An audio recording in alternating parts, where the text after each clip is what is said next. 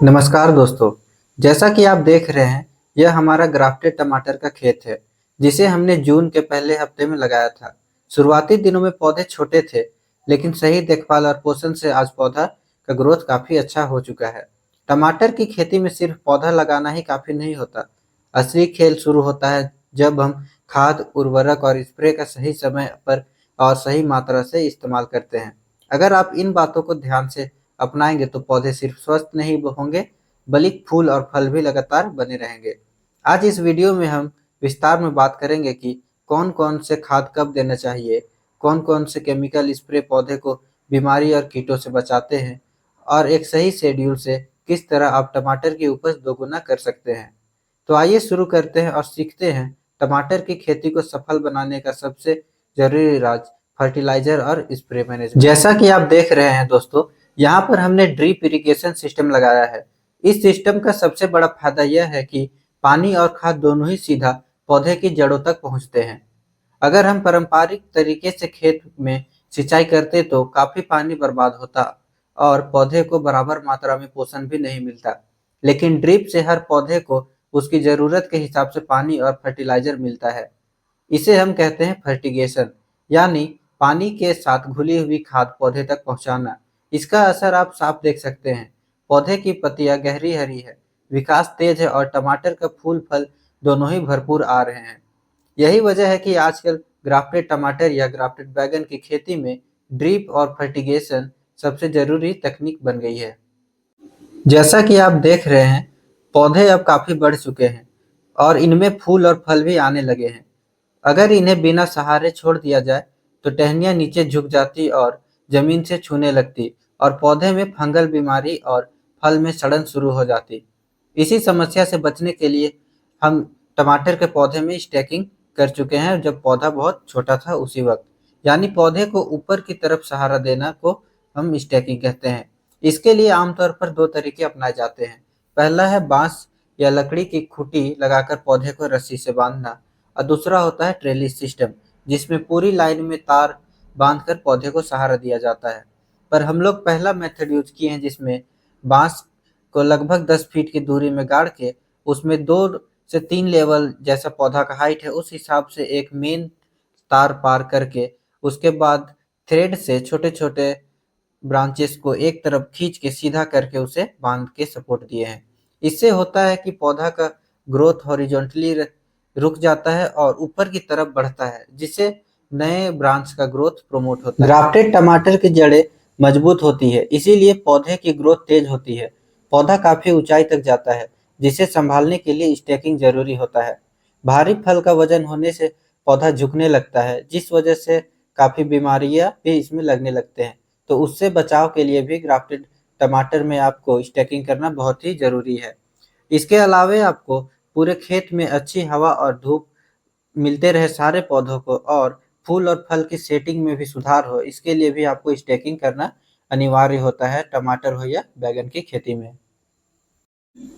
दोस्तों, खेती में सब कुछ हमेशा प्लान के हिसाब से नहीं चलता। जैसा कि आप देख रहे हैं, हमारे इस ग्राफ्टेड टमाटर के प्लॉट में पिछले कुछ हफ्तों में लगातार बारिश हो रही थी। ज्यादा नमी और गीली मिट्टी की वजह से कई पौधों में फंगल रोग लग गए और कुछ पौधे तो पूरी तरह से खराब होकर मर भी गए। इससे बचा हुआ प्लांट भी काफी कमजोर और पीला पड़ने लगा था। उस समय लग रहा था कि शायद पूरी फसल ही खराब हो जाएगी। लेकिन दोस्तों, खेती में सबसे जरूरी है सही समय पर सही मैनेजमेंट। हमने पौधों को बचाने के लिए कुछ जरूरी कदम उठाए। मिट्टी और पत्तियों पर फंगिसाइड स्प्रे किया, ड्रिप से सही मात्रा में उर्वरक और माइक्रोन्यूट्रिएंट्स दिया, और पानी की निकासी का ध्यान रखा ताकि पौधों की जड़ें लगातार भीगी ना रहे। और इसके साथ में हम लोग बेड्स के बीच की जो नालियां है उसका भी सफाई में ध्यान रखा। अब आप देख सकते हैं कि पौधे धीरे धीरे रिकवर हो रहे हैं, नई कोपले निकल रहे हैं और फूल फल फिर से बनने लगे हैं। अगर टमाटर के फलों में दाग, जिसे हम स्पॉट्स भी बोलते हैं, लगने लगते हैं तो सबसे पहले ये समझना जरूरी है कि वो रोग, कीट, पोषण की कमी या वातावरण की वजह से हो सकते हैं।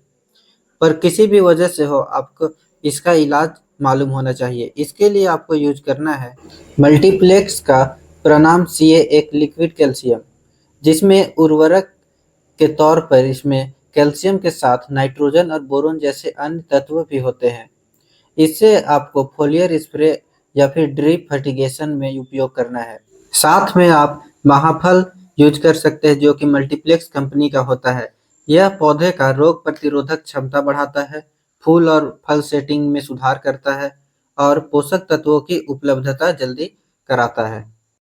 और इन सबको फोलियर स्प्रे करते वक्त आपको ये स्टिकर भी यूज करना है इसके साथ में। और ज़रूरत के हिसाब से खेत में हमने एनपीके 19-19-19 का भी यूज किया है। इसे हमने ड्रिप फर्टिगेशन के थ्रू यूज किया है या फिर आप इसे फोलियर स्प्रे में भी इस्तेमाल कर सकते हैं। पर अगर ड्रिप के माध्यम से यूज करते हैं तो सीधा जड़ों तक जाता है और नाइट्रोजन का अच्छा से यूज हो सकता है आपके पौधों के द्वारा। एनपीके 19-19-19 से आपके पौधों को संतुलित पोषण मिलता है, पौधे की प्रारंभिक वृद्धि में मदद मिलता है, खास तौर पे ऐसे वक्त में जब सारे पौधे बारिश की वजह से डैमेज हो जाए तो।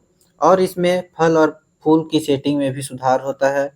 और जब बारिश की वजह से काफ़ी स्ट्रेस में पौधा होता है तो एनपीके 19-19-19 स्ट्रेस सहनशीलता भी बढ़ाता है पौधों में।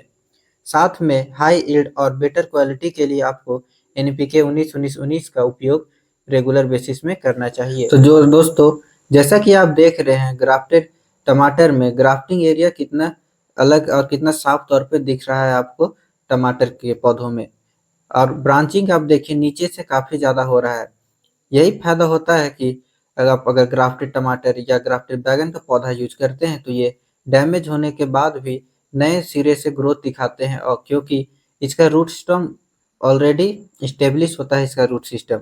और ऊपर में जो ब्रांचिंग है उसके लिए ये अगर आप अच्छे से मैनेजमेंट करते हैं, स्प्रे करते हैं, फर्टिलाइजर देते हैं तो ये तुरंत स्टेब्लिश होकर अच्छा ग्रोथ दिखाना शुरू कर देते हैं।